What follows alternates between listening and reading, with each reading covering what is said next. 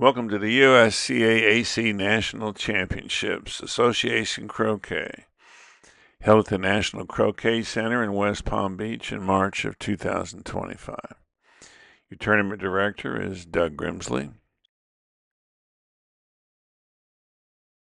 This is a sponsored USCA event, and newly elected President Beverly Cardo invites you to check out the website, sign up, and join us on the lawn.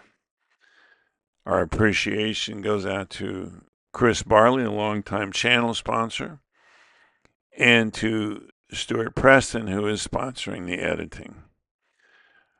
Our exclusive equipment sponsor is Don Oakley in the Croquet store, who can provide anything anybody needs to play this game at club, championship level, 9-wicket through association and golf croquet.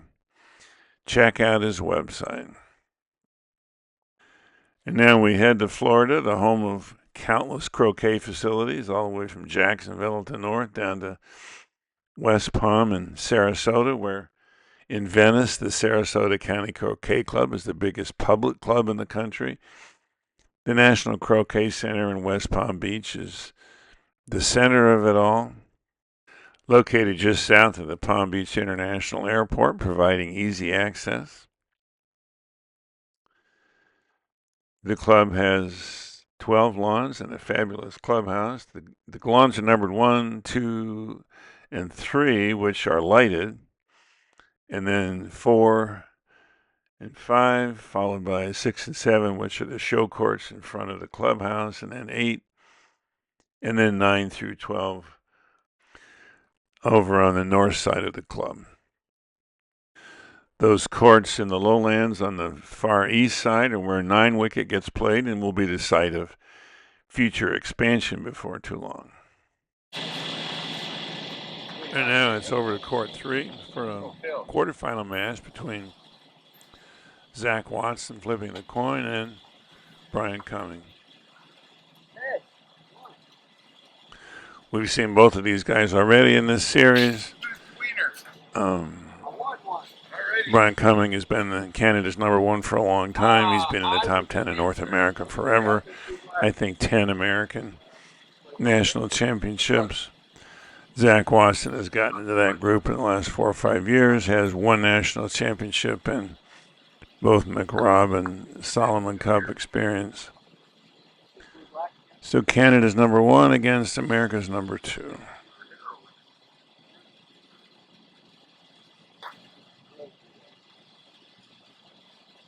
That's a really short super shot from Zack. I'm not sure if he meant to do that as a ties or if it was just held back by the dew or what. It's not particularly attractive to Brian, so he's not going to shoot at it. He'll go to maximum distance, which is the standard response on that side to a super shot. And there's John Graney's profile again. Your intrepid videographer who captured this whole series for us. In the first round, Brian beat Brian Lozano in the Battle of the Bryans, which you can look at 2-0. But Lozano got 14 and 18 points in games 1 and 2. Zack held Brian Hovis scoreless and obviously won 2-0. This is the best 2 out of 3. And from the shadows, the first match of the morning. But he's already warmed up. Is that the fun you were talking about? Yeah.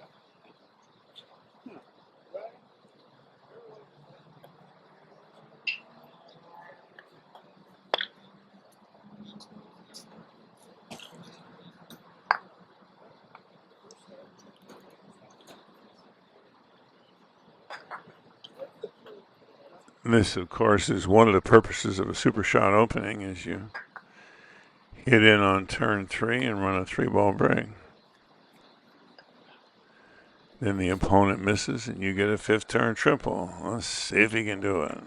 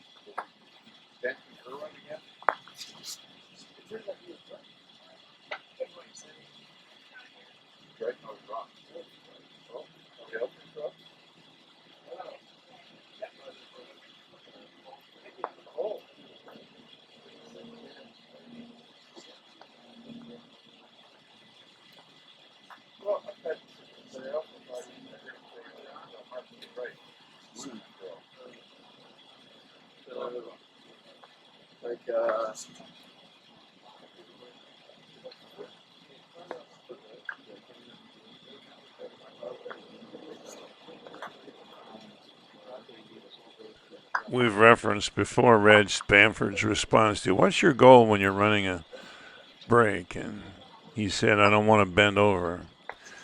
That was a 4-ball break.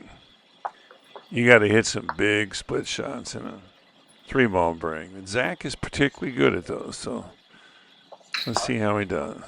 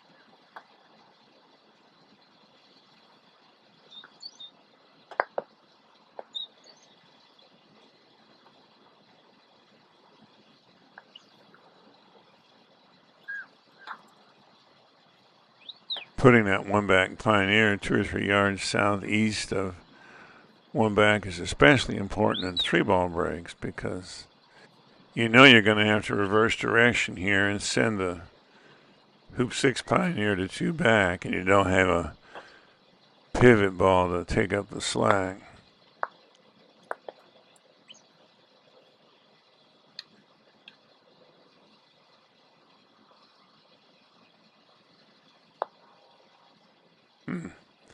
That's not great for 2 reasons. The hoop shot's pretty angled, and when he makes the hoop, he's going to hit blue, which means he can't rush it back the other way.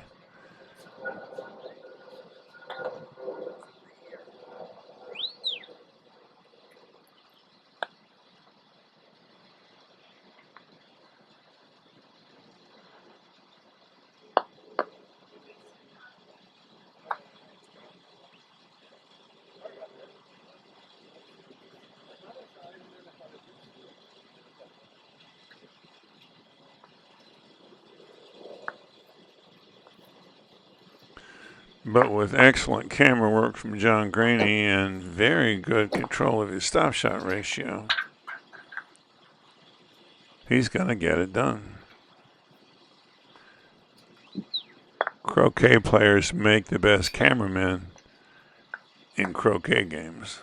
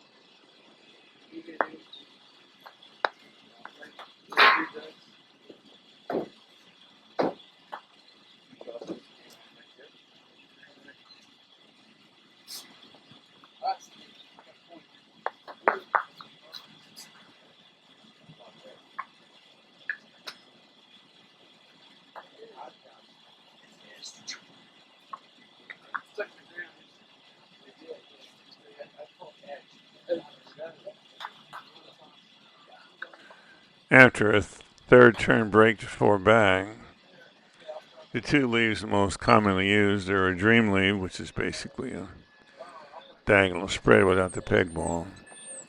Maybe with your partner ball over by hoop 2 so you can make hoop 1 off partner. Or 3 ducks. Let's see which one he does. And of course, the only time you can give yourself a rush on an opponent ball in AC is in this leave after a third turn break, because the opponent has to play the 4th ball from the balk line.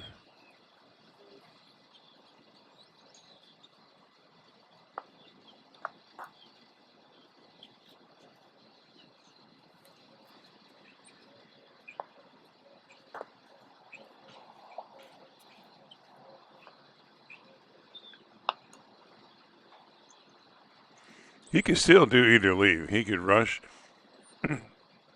red a ways, then croquet it up southwest of hoop 2, and then rush blue back to the east boundary and set up the rush on opponent that I talked about.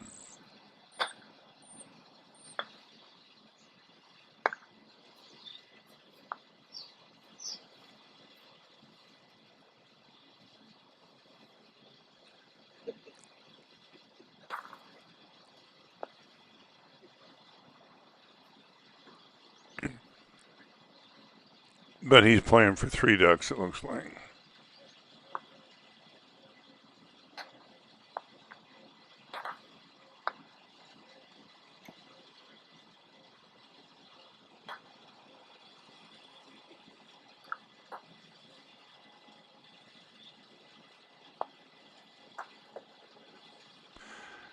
it's going to be 3 ducks in a row, and usually you put the forward ball, yellow, the furthest in court, and that's the one that red will make hoop 1 off of.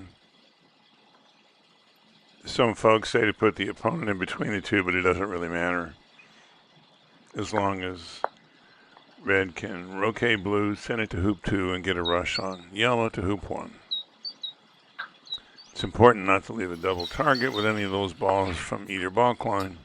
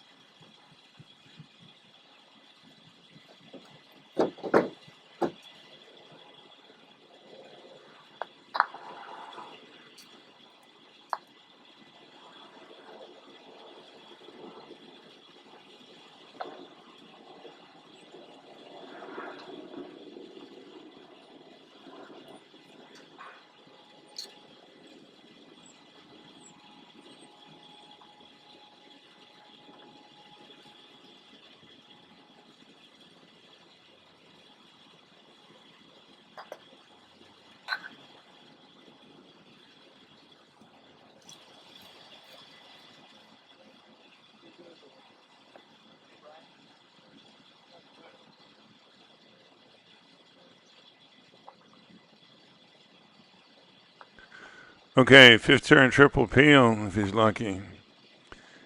And the key to that is digging black out of corner 1 before he makes hoop 2.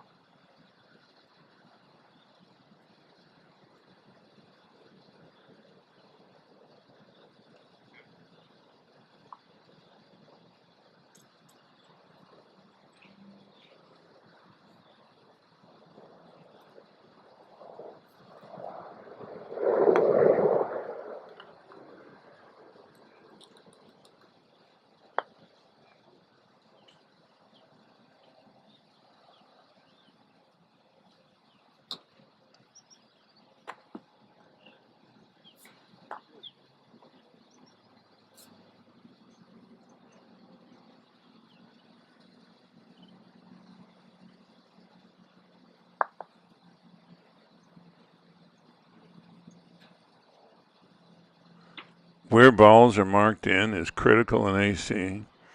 So all the top players do what he's doing. Instead of picking up red and being efficient and then going to black, he goes to the ball that has to be marked in first. If you qualify for disabled parking, you don't have to do that. I love watching him walk. I don't know if he was ever a runner, but he walks the way the Kenyan marathoners run. Short, efficient, fast steps.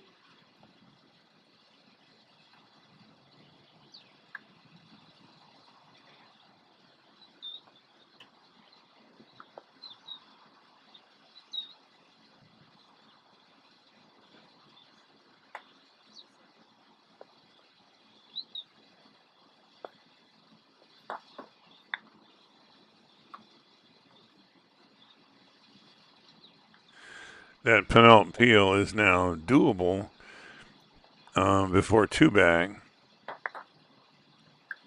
But I'm guessing he would only do that if this was a TPO and he really was going to lose if he didn't get all the peels done.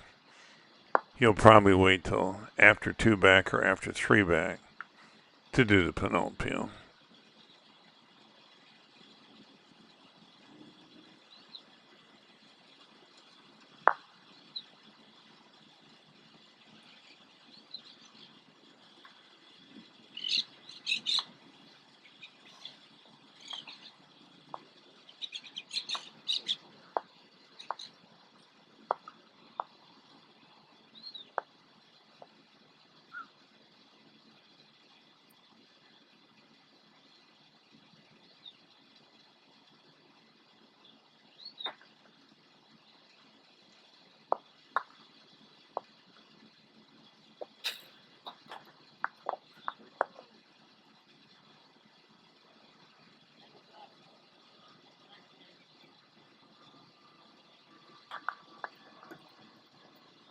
So while he sends black to three back, if he got a rush on yellow into peeling position, he could peel penult with a death roll going to two back, but there's no way he's going to do that.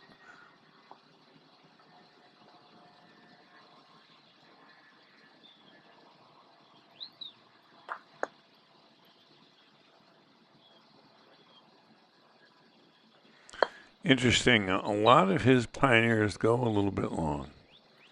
Still a great pioneer, but inside the box makes it easier to get to. In a three-ball break, and the peeling turn is basically a three-ball break because you can't use the fourth ball to make up for mistakes.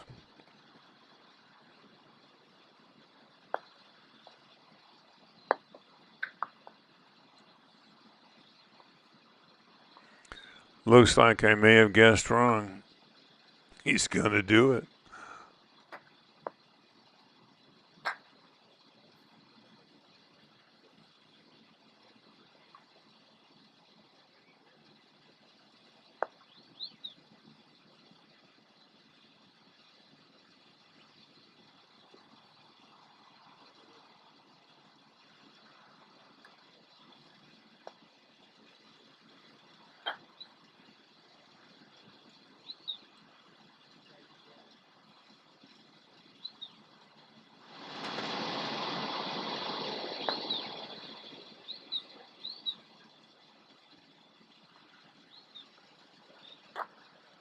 You got it with a death roll. All right. And a pretty good shot on the pioneer. Well done.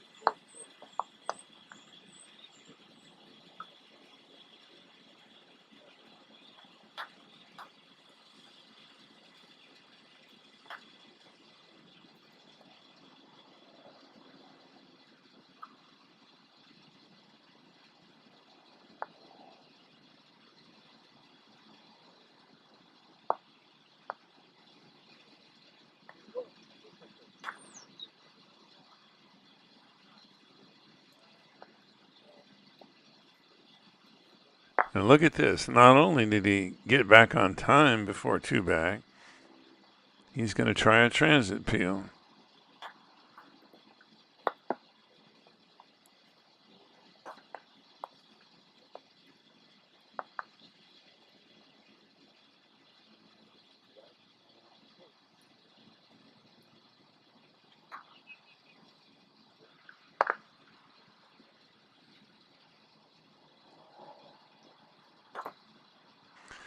Two peels in a row where he had to deal with pull. The boys on a roll.